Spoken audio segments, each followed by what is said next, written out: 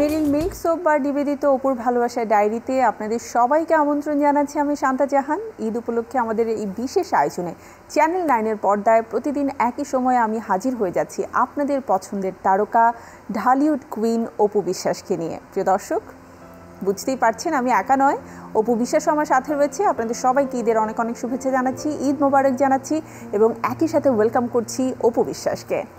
ঈদ মোবারক। ঈদ মোবারক। আচ্ছা, ঈদের রেশটা আমাদের খুব ভালোই কাটছে, তাই না? এবং আমার মনে হয় এত বছরের পরিচয়ের মধ্যে এবার ফার্স্ট যে টানা 7 দিন আমাদের দেখা হওয়ার সুযোগ থাকছে। একদম একদম। এবং আমার সকাল হলেই মনে হচ্ছে এখনই যেতে হবে শান্তাকে বলতে হবে তুমি বের হয়েছো, আবার শান্তাকে বলতে হবে তুমি ড্রেস দিয়েছো ঠিকঠাক। আজকে তুমি ব্ল্যাক পরেছো। হ্যাঁ, আস্তে আস্তে ঈদের রেশটা একটু কমে যাচ্ছে, তো আমি নিজেকে গর্জিয়াস বানানোর চেষ্টা করছি।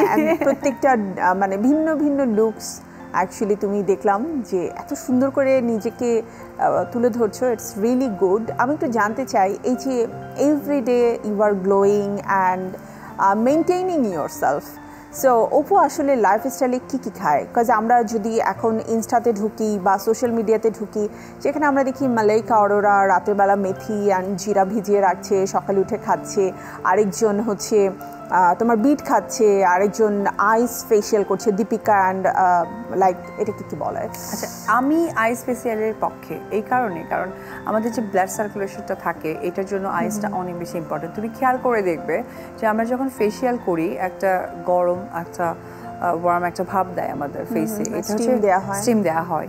স্টিমের কারণটা হচ্ছে যে আমাদের যে পোর্স থাকে, পোর্স থেকে যে আমাদের জার্মটা থাকে সেটাকে বের করে আনে। এক্স্যাক্টলি।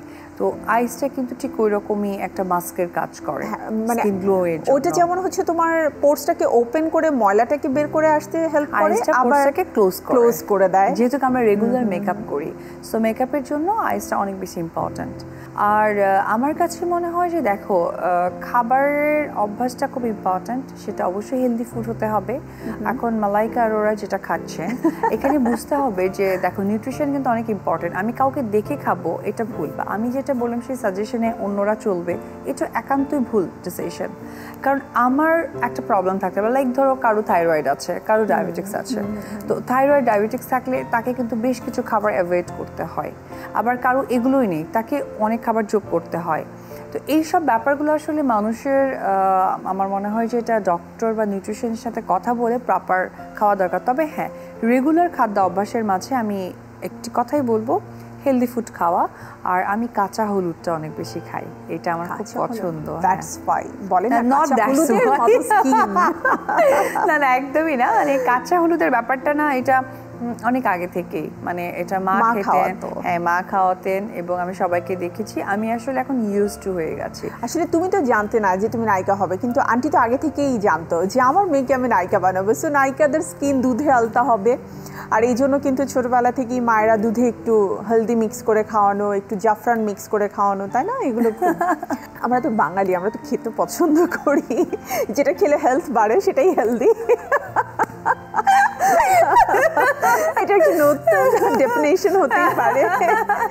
সো এই সময়টাতে আসলে নিজেকে মেনটেন করা কতটা টাফ হয়ে যাচ্ছে তোমার জন্য? আমার কাছে মনে হয় যে যত কিছুই খাক না কেন, অবশ্যই সন্ধ্যে 7টার আগে খাবারটাকে ক্লোজ করা দরকার। অনেক হয়তো বা আমার ফিটনেস দিয়েও বলতে পারে যে অবশ্যই আমি এই প্যাটার্নেরই, আমি এরকম, যেমন বোম্বেতে কারিনা কাপুর খান, ইজ এ বেবো, সো তার প্যাটার্নটাই এমন। সে নিশ্চয়ই এক্সওয়াইজেড আর্টিস্টের মতো হতে যাবে না, যে আমাকে লাইক সে তো জ্যাকলিন ফার্নান্ডিজ হতে যাবে না। কারণ এক একটা নায়িকা না তাকে নিজের মতো করে সৃষ্টি করে, এবং এই সৃষ্টিটাই হচ্ছে গিয়ে তার সারা জীবনটা থেকে যাবে, নিজস্বতা। এক্স্যাক্টলি। যেমন লতা মঙ্গেশকর কখনোই সে হচ্ছে গিয়ে আমরা যেমন স্টেজ পারফর্ম প্রচুর বা অনেক সেলিব্রেশন, অনেক কনসার্টে অ্যাটেন্ড করা হয়েছে, উনি কিন্তু কখনো করেননি। সুচিত্রা সেন ম্যাম, উনি যেমন একদম সারাটা বছর থেকেই গেলেন। তো এইটা এক একটা আর্টিস্টের প্যাটার্ন হওয়া উচিত, তেমন আমি লাইক দ্যাট। বাট হ্যাঁ, আমি অনেক বেশি সুস্থ এবং অনেক বেশি ভালো। তো এই জায়গা থেকে আমি বলবো যে যারা বেশি রিচ ফুড খাক না কেন, 7টার আগে স্টপ করে দেওয়া উচিত, নাম্বার 1। আর নাম্বার 2 হচ্ছে আমার মনে হয় যে লেবু পানি যেটা থাকে, মানে গরম পানির মধ্যে একটু লেবু দিয়ে এলো, অথবা আমরা যে হোয়াইট কার্ড যেটাকে শর্টকাট বলে, মানে একদম টক দই, আমার মনে হয় যে এইটা খেলে আমার যেটাই আমরা খাই না কেন ওই ব্যাড যে ক্যালোরিজটা ওটা ব্যালেন্স হয়ে যায় আসলে ব্যাড ফ্যাট গুলো আসলে কাট ডাউন হয়ে যায় সো আমি আমি অ্যাকচুয়ালি এত কিছু জানবার পেছনে একটাই রিজন, সেটা হচ্ছে ঈদে খেয়ে খেয়ে আমি মোটা হয়ে যাচ্ছি, বাট ও মানে অপু প্রতিদিন আসছে, প্রতিদিনই দেখছি মনে হচ্ছে একটু ওয়েট লস হয়েছে। সো আমি আজকে বাসায় যেয়ে এগুলো মেনটেন করবো অ্যান্ড আপনারাও করবেন। আমরা একটু ফিল্মের দিকে আসি, বিকজ আজকে যে চলচ্চিত্রটি দেখানো হবে সেটি হচ্ছে ভালোবাসলেই ঘর বাঁধা যায় না। অপুর জীবনের সত্যতা কতটুকু? না যাই তো লুকিয়ে লুকিয়ে লুকিয়ে লুকিয়ে খাচ্ছে, আমাকে দেবে না? না আমি দিব না, যা নিয়েছো আর দেওয়া যাবে না।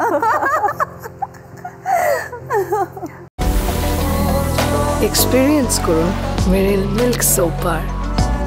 এর মিল্ক লোশন প্রতিবার গোসলের পর আমার ত্বক রাখে নরম ও মসৃণ। মেরিল মিল্ক সোপ বার, দুধ দিয়ে গোসল হোক প্রতিদিন। এই যে ভালোবাসলে ঘর বাঁধা যায় না, খুবই রোমান্টিক একটা নাম, এবং এর যে পরিচালক সেও হচ্ছে super duper romantic, Zakir Hossain Raju ভাই। আমরা সবাই জানি এই মানুষটা রোমান্টিক চলচ্চিত্র ছাড়া করেই না। সো এক্সপিরিয়েন্স কেমন ছিল? প্রথমেই বলবো এই সিনেমাটা নিয়ে তোমার ধর ফার্স্ট হয়েছিল যে এই সিনেমায় আমার কাস্টিং ছিল না। পরবর্তী সময় এখানে আমি ছিলাম, আরও একজন হিরোইন ছিল আমার খুবই পছন্দের একজন মানুষ, রুমানা আপু। তো রুমানা আপু, আমি ছিলাম এবং সাকিব ছিল। আর প্রথমে যখন আমি ছিলাম না, আমার খুব কষ্ট লেগেছিল, কারণ গল্পটা অত্যন্ত দুর্দান্ত একটা গল্প, যেখানে অভিনয় করার অনেক জায়গা আছে। পরবর্তী সময় যখন রাজু ভাই বললেন এবং প্রযোজক এখানে সকলেই বললেন যে না, এখানে করতেই হবে, অপুকেই থাকতে হবে, কারণ অপুর সাথে ক্যারেক্টারগুলো যায়। পরে আমাকে এখানে কাস্ট করা হলো। আর এই সিনেমার কয়েকটা জায়গায় আমার এত ভালো লাগা কাজ করেছে, যেখানে আমি ধরো সামটাইম গ্লিসারিন ইউজ করতে হয়নি, আমি ডায়লগ বলতে বলতে কান্না করে দিয়েছি। মনে দুঃখ ছিল না? আমার বেশ কিছু ডায়লগস, এবং রাজু ভাইয়ের সাথে যারা কাজ করছে, যে আর্টিস্টরা বা রাজু ভাইয়ের সিনেমা যারা দেখেছেন, উনি না এমন একটা ডিরেক্টর, উনি ধরো তোমাকে অভিনয় করতে করতে অ্যাক্টিং করতে করতে তোমাকে ঠিক কান্না করাই দেবে, মানে এমনভাবে জিনিসটা তোমাকে নিয়ে যায়। হ্যাঁ, আমি খুব লাকি যে ওনাদের মতো ডিরেক্টরের সাথে আমার কাজ করার সৌভাগ্য হয়েছে। তো আমার এই সিনেমাটা আসলে ওইরকম একটি সিনেমা। আর সবচেয়ে ভালো লেগেছিল যে রুমানা আপু ছিলেন, তো কিছু জায়গায় রুমানা আপু অনেক মজা করতেন যে চিন্তা করিস না, আমি থাকবো না, তুই বিয়ে করবি, হ্যাঁ তুই বিয়ে করবি। তো আমি বলতাম কি বলো। এখানে তোমার চরিত্রের নাম কি ছিল? আমার এখানে ক্যারেক্টারের নাম ছিল তোমার আলো, কারণ এখানে হিরোর একটা বিশাল একটা ডায়লগ ছিল, সেটা হচ্ছে যে সিনেমাটা দেখলে অবশ্য দর্শক জানতে পারবে, যদিও এটা অনেক পুরনো সিনেমা। আমাকে নিয়ে ফ্যামিলির লোকেরা বাজে মন্তব্য করা শুরু করে একটা সময়, কারণ সে পরিবারের ছোট ছেলে আর সে বিশাল বড় লোক থাকে। তো তখন ঈদের সময়, ঠিক এরকম ঈদের সময় সকলের জন্য জামা কাপড় কেনা হয়, বাট আমার জন্য কেনা হয় না।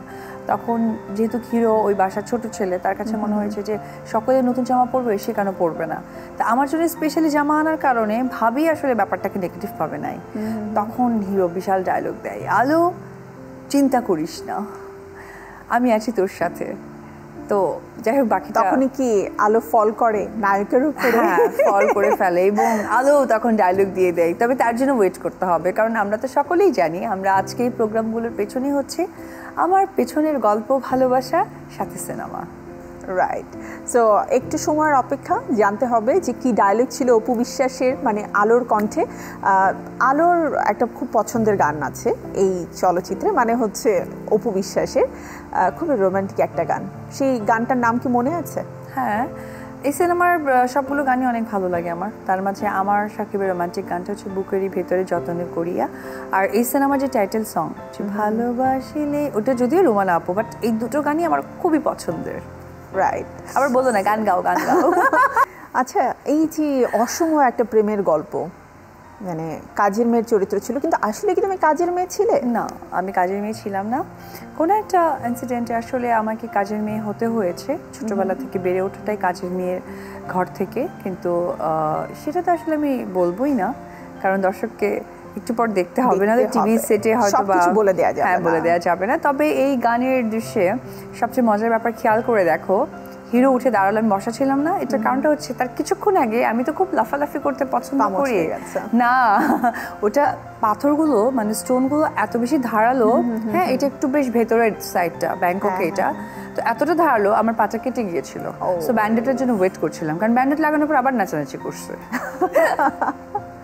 So this is life actually. আমরা নায়িকাদেরকে তো স্ক্রিনে বিভিন্ন চরিত্রে বিভিন্ন গ্ল্যামারাস আঙ্গিকে দেখি, সো বিহাইন্ড দ্য সিনে যে আসলে কত গল্প থাকে সেই গল্পগুলো যখন তোমরা বলো তখনই আমরা শুনতে পারি, বুঝতে পারি। কিছুক্ষণ আগে আমি যখন এই যে খাদ্যাভ্যাস, লাইফস্টাইল, এভরিথিং সব কিছু নিয়ে বলছিলাম তখন তুমি বেবো বলেছিলে, অ্যান্ড সে স্টাইলটা তো বোঝা গেছে যে বেবোকে কিন্তু তুমি ভালোই মানে দেখো বা তোমার পছন্দের একজন বিকজ অফ হার পার্সোনালিটি। তো এমন কোনো পছন্দের পার্সোনালিটি কি তোমার আছে যাকে আসলে তোমার আসলেই ভালো লাগে এবং আয়নার সামনে দাঁড়িয়ে তার দু একটা ডায়লগ মনের অজান্তেই ধরো দাঁত ব্রাশ করতে করতেই চলে আসলো? আমার কাজলকে অনেক ভালো লাগে, আচ্ছা, কারণ তার একটা ডায়লগ আমার খুব পছন্দের ছিল, কাবি খুশি কাবি গামের। সে খুব ঝটপট এবং একমাত্র মানে আমার কারিনা কাপুর খান এবং কাজল, ওনারা দুজনকে না খুব ন্যাচারাল লাগে, মানে ওনারা এত ডানবাম দেখে না। আমার নামের সাথে এটা আছে, সো আমি যা প্লে করব দর্শক দেখবে এবং এটাই আমার আইডেন্টিটি। অ্যান্ড আরেকটা বিষয় কি জানো, তুমি যখন স্ক্রিনে আছো তুমি একটা ক্যারেক্টার প্লে করছো, that time you are a different person, but on screen যখন তুমি আড্ডা দিচ্ছ বা কথা বলছো তুমি দেখেছো মানে Kajol she is like oh my god, এত ফ্ললেসলি কথা বলে, তার হাসি, তার কথা বলার এক্সপ্রেশন, এভরিথিং, ওখান থেকে কিন্তু আমরা আসলে বুঝতে পারি যে প্রত্যেকটা মানুষের পার্সোনালিটি আলাদা হবে, এটাই স্বাভাবিক।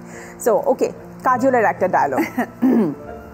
কাবি খুশি কাবি গামের একটা ডায়লগ ছিল সি দিয়ে, আচ্ছা, ওখানে সেই দুটো ডায়লগ আমার দুইজন প্রিয় মানুষই প্লে করেছে, কারিনা কাপুর খানও করেছে, কাজলও করেছে। সেটা হচ্ছে চাঁদি के चाचा ने चांदी को चाची को चांदी रात में चांदी चौक में चांदी के चातु में चटनी चटाई।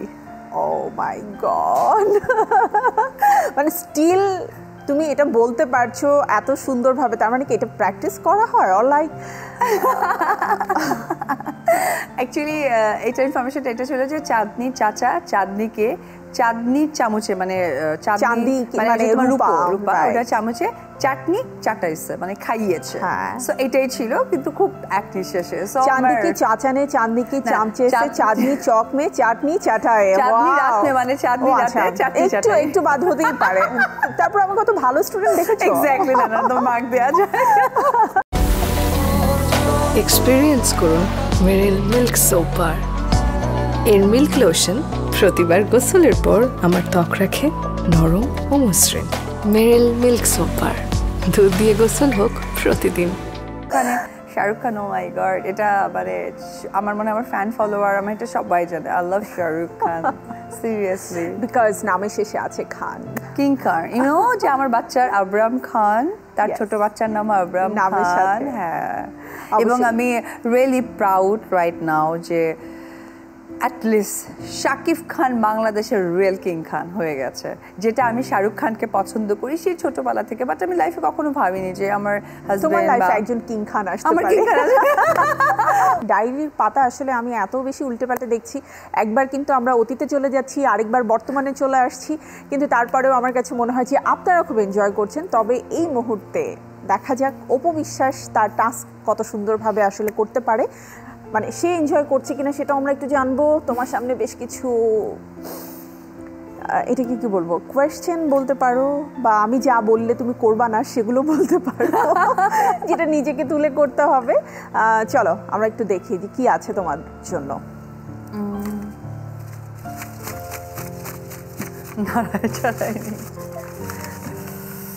ওকে, আল্লাহ জানে কি আছে।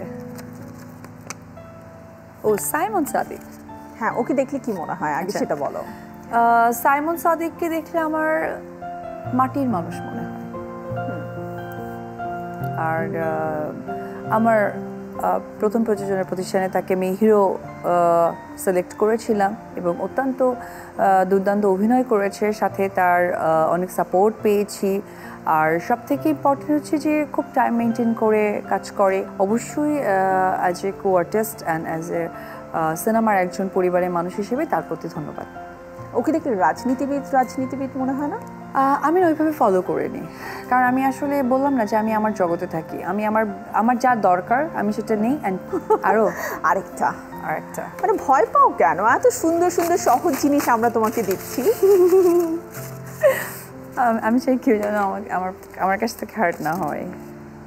ও That's very nice name, নিপুণ আপু। ওকে, জাস্ট ভেরি প্রিটি গার্ল আমার বোন। আর নিপুণ আপুর সাথে আমার কাজ করা হয়েছিল পিতার আসনে। তো পিতার আসনে আমার একটা ছোট্ট মেমোরিজ আছে।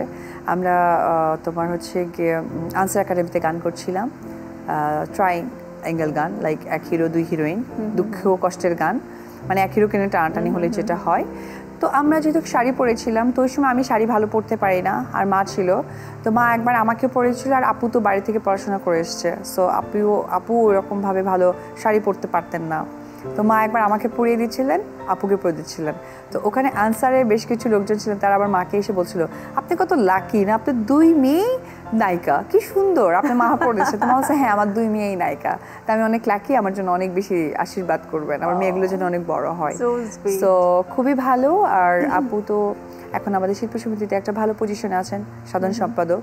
সো তার জন্য অনেক বেশি বেস্ট উইশেস। অ্যান্ড নেক্সট আবার নির্বাচন হচ্ছে, তার প্রতি অলওয়েজ সেই প্রেটা থাকবে যেন ভালো কিছু করে। একেবারেই তো শেষের দিকে আছে, এই নামটা না বললে আসলে ভালো লাগছে না, পুরো প্রোগ্রামই বললাম না। শাকিব খান, তাকে দেখলে কি মনে হয়? এই বাবা, তাকে দেখলে কি মনে হয়? হ্যাঁ, আমার গার্জিয়ান, যেহেতু মা বাবা নেই এখন, সেটা মনে হয় ওই ওই ওই পাওয়ারটা, ওই ভালো লাগাটা কাজ করে। আমার কাজের জায়গায় স্টার্টিং থেকে আজকে পর্যন্ত আমার মেন্টর। আর আমি অবশ্যই তাকে অনেক বেশি গর্ববোধ করি, কারণ সে বাংলাদেশের একটা জায়গা সে অন্য একটা জায়গায় নিয়ে যাচ্ছে, যেটা তার ড্রিম ছিল। আমি অনেক বেশি প্রে করি আল্লাহ তাআলা যেন তাকে, তার এই ড্রিমটা আরও অনেক জায়গায়, বড় জায়গায় নিয়ে যায়। তার যে ইচ্ছা শক্তি সেখানে অবধি যেন অবশ্যই পৌঁছে দেওয়ার সুযোগ হয়ে যায়। যদিও অনেকটা পৌঁছে গেছে, বাট তারপর উপর আল্লাহর কাছে তো চাওয়ার বা দোয়ার শেষ থাকে না। আর সেকেন্ড হচ্ছে কি, খুব ভালো একজন বাবা, ভালো একজন মানুষ। বাহ, এই যে বাবা কথাটা যে বললে, তার সাথে কিন্তু তার যে পার্সোনালিটি আছে সব কিছু ছাপিয়ে আরেকটা জায়গা তৈরি হয়ে গেল। বাবা মানেই হচ্ছে অনেক বেশি রেসপন্সিবল, বাবা মানেই হচ্ছে অনেক বেশি এটা কী বলো, স্যাক্রিফাইসিং, বাবা মানেই হচ্ছে অনেক বেশি আন্ডারস্ট্যান্ডিং। অ্যান্ড আমরা আসলে বাবাদের স্যাক্রিফাইসগুলো ওভাবে করে কখনো দেখি না, কারণ তারা গোপন রাখতে পছন্দ করেন। তবে মায়েদের স্যাক্রিফাইসের কথা যদি বলতে হয়, তাহলে সেটা কিন্তু আমাদের সৃষ্টিকর্তাই এমনভাবে আসলে বর্ণনা করেছে, নতুন করে বলবার কিছু নেই। তোমার কাছ থেকে একটা জিনিস আমি একটু জানতে চাই, যেটা মাঝে মাঝে আমার খুব জানতে ইচ্ছে করে, সেটা হচ্ছে তুমি যখন প্রেগনেন্ট ছিলে ওই সময়টাতে কোনো চলচ্চিত্রের কাজ কি তুমি করেছো, নাকি জানার পর থেকেই কাজ অফ হয়ে গিয়েছিল? দেখো, আমার ফিটনেসটা তো একটু বাল্কি টাইপের, আমি তো ওরকম শুকনা না, সো অনেক কমিটমেন্টের জায়গাটাও ধরো আমি রাখতে পারিনি, কারণ বিফোর প্রেগনেন্সি দ্য ট্রান্সফরমেশন নিশ্চয়ই, মানে ওই জায়গা থেকে তোমার জন্য এটা একটা টাফ ডিসিশনও ছিল, তাই না? কারণ এত কষ্ট করে তুমি পারফেক্ট আবার এক শেপে চলে এসেছিলে। তো আমার যেটা হয়েছে যে আমার প্রেগনেন্টের সময় আমি প্রায় 3 month to 4 month কাজ করতে পেরেছিলাম, কারণ তারপর আমার বডি পুরো চেঞ্জ হওয়া স্টার্ট করেছিল। আর এটা বোঝা যাচ্ছিল, কারণ আমার না ফুল ফ্যামিলি অনেক বেশি হেলদি। সাকিবের ফুল ফ্যামিলি যেমন অনেকটা হেলদি, যেমন আমার শ্বশুর শাশুড়ি, ননদ, আমরা একেবারে স্কিনি না, বাট আমাদের পক্ষে সম্ভব না ওরকম স্কিনি হওয়া, যতই খাওয়া দাওয়া খাই না কেন। ঘর কে লড়কি হো, মাখন আর ঘি খেয়ে বড় হওয়া। এবং সাকিবকে যেটা দেখছো, এটা কিন্তু অনেক পরিশ্রমের পরে শুকনাটা, বাট ও কিন্তু একটু বাকি। আর জিমমেট, সো আমি দেখি সে যখন পরিশ্রম করে কি পরিমাণ। আচ্ছা, আই কলড ইউ। হ্যাঁ, জানি, ভুলে গেছো না, ক্যামেরার সামনে ভাব নিতে হয় না, তাই? ও, এটা তো আমি জানতাম না। আচ্ছা, ওই 3-4 মাসে কোন মুভির কাজ করা হয়েছে? যখন হচ্ছে কি লাস্ট প্রেগনেন্ট অবস্থা কাজ করেছি, রাজনীতিটা ছিল। রাজনীতির আমার লাস্ট কয়েকটা শ্যুট ছিল, এবং লাস্ট একটা সিন ছিল যে পান খাওয়ানো, ওটা তখন আমার বাবু কনসেপ্ট করা। তারপরে আমি হচ্ছে কি আর একটা কাজ করেছিলাম তোমার পাঙ্কুজামাই যে সিনেমাটা, যেটাতে তোমার একদমই আমার ছেলে কনসেপ্ট করা। আরেকটা লাস্ট কাজ ছিল যেটা গানের একটু পার্ট বাকি ছিল, সেটা হচ্ছে গিয়ে সম্রাট দ্য কিং হিয়ার, যেটা তোমার ওই যে রোম্যান্টিক্স যে সংটা, ইয়েলো কালার ড্রেস পরা, ওই ড্রেসে আরো অনেক কিছু ছিল আমার ড্রেসের সাথে অ্যাড করা, কিন্তু আমার না ঢাকায় বানালাম একটা, আমি ওখানে গিয়ে দেখি যে ওই জিনিসটা না খুব ফিটিং হয়ে যাচ্ছে কোমরের কাছে। আমি সে কিরকম কোমরের কাছে ফিটিং হচ্ছে, ওরকম তো ওরকম সুইং টুইং করার কোনো কিছু ব্যবস্থা নেই, তো ওরকমই টেনে টেনে ঢুকিয়ে ধরো কাজ করেছি। তো এই 3টা সিনেমার মাঝেই আমার জয় কোথাও না কোথাও লুকিয়ে আছে। এবং জানার পরে তো তখন অন্যরকম অনুভূতি। সো জয়কে জয় করার জন্য তোমাকে অনেক কিছুই কিন্তু তখন মনে করতে চাই না, কারণ পাস্ট ওই কিছুটা সময় খারাপ ছিল, কিন্তু যখন আবার বুঝতে পারলাম যে আমার পরিবারের মানুষ আমারই আছে, বাড়ির মানুষ, আমি হয় না দেখো রাগারাগি তো বাড়ির লোকদের সাথে করে, আমি নিশ্চয়ই ফ্যানদেরকে ডেকে ডেকে বা যারা হেটার্সদেরকে ডেকে রাগ করবো না, বাড়ির লোকদের সাথে রাগারাগি ছিল, স্ক্রিনেও অনেক কিছু বলে ফেলেছি, সুযোগ যখনই হয়েছে তখনই নিজেকে ক্ষমা চেয়েছি তাদের কাছে, আর সেই ক্ষমার জায়গা থেকে তারাও আমাকে বলেছে যে নিজের মানুষ নিজের মানুষকে বলে, এটাই স্বাভাবিক। সো ওই ব্যাড পাস্ট আর কখনোই আমি রিকল করতে চাই না। রাইট, আমরা ভালোবাসার গল্পের মধ্যে থাকতে চাই এবং ভালোবাসলেই ঘর বাঁধা যায় না। আজকে সেই মুভিটাও দেখতে চাই, বিকজ আমাদের মুভি টাইম শুরু হয়ে গেছে। প্রিয় দর্শক, আপনারা চোখ রাখুন চ্যানেল 9-এর পর্দায়। ঠিক এখনই আমরা চলে যাব আজকের মুভি ভালোবাসলেই ঘর বাঁধা যায় না। আর আগামীকাল আমরা আবারও ফিরে আসব আমাদের এই আয়োজন মেরিল মিল্ক সোপ বার নিবেদিত অপুর ভালোবাসার ডায়েরিতে। সো থাকতে হবে ঠিক একই সময়। অপু, অনেক অনেক ধন্যবাদ আমাকে প্রতিদিন সময় দেওয়ার জন্য, এত এত গল্প করার জন্য। অ্যান্ড আমি কিন্তু অপুকে আবারও নতুনভাবে জানছি। সো আগামীকালকের জন্য অপেক্ষা। খুব ভালো থাকো। Thank you.